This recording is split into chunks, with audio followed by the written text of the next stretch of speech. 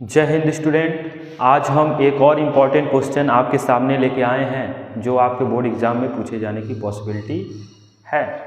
ध्यान दीजिएगा, यह प्रश्न जो है वृत्त के क्षेत्रफल से संबंधित है और यह प्रश्न बहुत ज़्यादा इम्पॉर्टेंट है। इस प्रश्न में क्या है, बात की जा रही है कि यहाँ पर इस प्रश्न को अगर हम पढ़ने का प्रयत्न करें, ठीक है, तो प्रश्न मैं एक बार किताब से पढ़ना चाहता हूँ। कह रहा है कि ABC एक त्रिज्या 14 सेमी की बात की जा रही है और एक वृत्त का देखिए यह एक चतुर्थांश है और इस चतुर्थांश में BC को क्या माना गया है, व्यास मान के एक अर्धवृत्त का निर्माण किया गया है और इस छायांकित भाग का आपसे क्षेत्रफल पूछ रहा है। देखिएगा कैसे होगा, इस प्रश्न को ध्यान से समझिए। आपसे छायांकित भाग का क्षेत्रफल पूछ रहा है और अर्धवृत्त की चर्चा कर रहा है और अर्धवृत्त का निर्माण कब होगा, जब आपके पास व्यास की बात की जा रही है तो व्यास निकाल लीजिए, त्रिज्या निकल जाएगा क्योंकि उसका प्रयोग होना है। आप ध्यान दीजिएगा, सबसे पहले आप पूरे फिगर का क्षेत्रफल निकाल लीजिए और फिर यह त्रिज्यखंड माइनस कर दीजिए तो यही वाला भाग तो बचेगा। और पूरे का क्षेत्रफल कैसे निकलेगा, यह त्रिभुज है और यह अर्धवृत्त है तो त्रिभुज और अर्धवृत्त को जोड़ लीजिए और इस त्रिज्यखंड से माइनस कर दीजिए, आपका छायांकित भाग निकल गया। अब यहाँ पर त्रिभुज का क्षेत्रफल यहाँ पर 90 डिग्री बन रहा है। कितना डिग्री बन रहा है, 90 डिग्री बन रहा है। त्रिज्यखंड त्रिभुज जो होगा उस समकोण त्रिभुज बनेगा और समकोण त्रिभुज का क्षेत्रफल होता है 1/2 गुणे आधार गुणे ऊंचाई। अब आप ध्यान दीजिएगा, सबसे पहले आप ये BC निकाल लीजिए। तो BC निकलेगा कैसे, पाइथागोरस प्रमेय से। किसमें, त्रिभुज BAC में। तो त्रिभुज BAC में आप लगा देंगे पाइथागोरस प्रमेय और पाइथागोरस प्रमेय का जब प्रयोग करेंगे तो कहेंगे कर्ण का वर्ग, कर्ण 90 के सामने वाला BC का वर्ग बराबर लंब 14 होगा और आधार भी कितना होगा, 14 होगा। तो हो जाएगा BC का वर्ग, 14 का वर्ग आप जानते हैं कितना होगा, 196 और फिर 14 का वर्ग कितना होगा, 196। तो हो जाएगा BC का वर्ग 196 और 196 जोड़ेंगे तो आपका हो जाएगा 3 9 9 18 1 19 को यानी 392 हो जाएगा। अब BC निकालेंगे तो BC बराबर आपका हो जाएगा √392 और करड़ी में 392 को आप लिख सकते हैं 2 गुणे 196, 196 दूना होगा।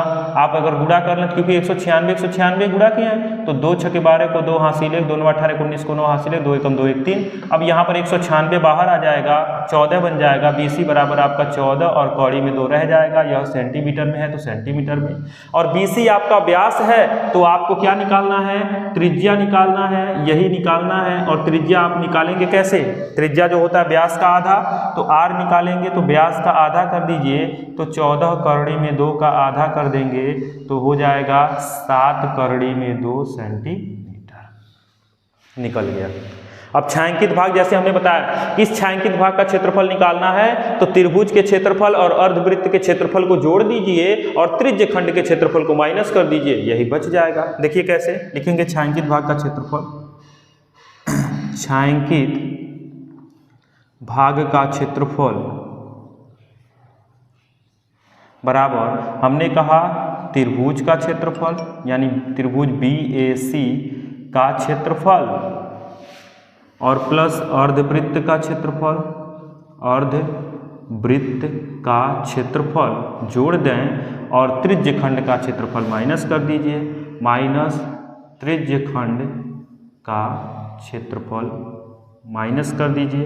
अब यहाँ ध्यान दीजिएगा, तब जाके आपका छायांकित भाग का क्षेत्रफल निकलेगा। त्रिभुज BAC समकोण है तो फिर 1/2 गुणे आधार भी 14 होगा, ऊंचाई भी कितना होगा, 14 प्लस अर्धवृत्त, तो अर्धवृत्त है तो पहले आधा कर लो और वृत्त का क्षेत्रफल पाई r², पाई के जगह पे 22/7 रख दो और r² का मतलब ये हो गया, r कितना आया है 7 कड़ी में 2, तो 7 कड़ी में 2 का स्क्वायर कर दीजिए और माइनस का त्रिज्यखंड का क्षेत्रफल θ/360, थीटा है 90 तो 90/360 और गुणे पाई r², पाई का मान 22/7 और r² यहाँ पे r 14 होगा। ध्यान दीजिएगा, r² मतलब 14 का गुणा 2 बार कर दीजिए। अब देखिए कुछ कैंसिल हो रहा है, 2 सत्ते 14 तो हो जाएगा 7 गुणे 14 प्लस, अब यहाँ पे क्या कैंसिल होगा, देखिएगा 2 से 11 हो गया तो 11 गुणे 7 का वर्ग 2 बार और फिर कौड़ी में 2 का जब वर्ग करेंगे तो कौड़ी में 2 का गुणा होगा तो 2 बचेगा और बटे में 7, 7 से 7 क्या हो गया, कट जाएगा और माइनस का 0 से 0 कट गया, 9 चौको 36, 7 दूना 14, 2 दूना 4, 2 सते 14, 22 गुणे 7 बचेगा।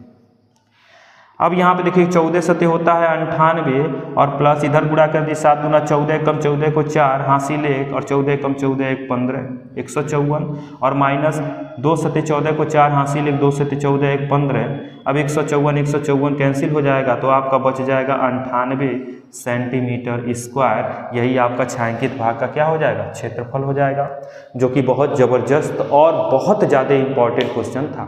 अगर आपको समझ में आ गया है तो इसको तुरंत लाइक कीजिएगा वीडियो को, और चैनल को सब्सक्राइब नहीं किए हैं तो तुरंत सब्सक्राइब कर लीजिए और बेल आइकॉन पे क्लिक कर देंगे ताकि जैसे ही कोई नया वीडियो अपडेट हो आप तक आसानी से पहुँच जाए।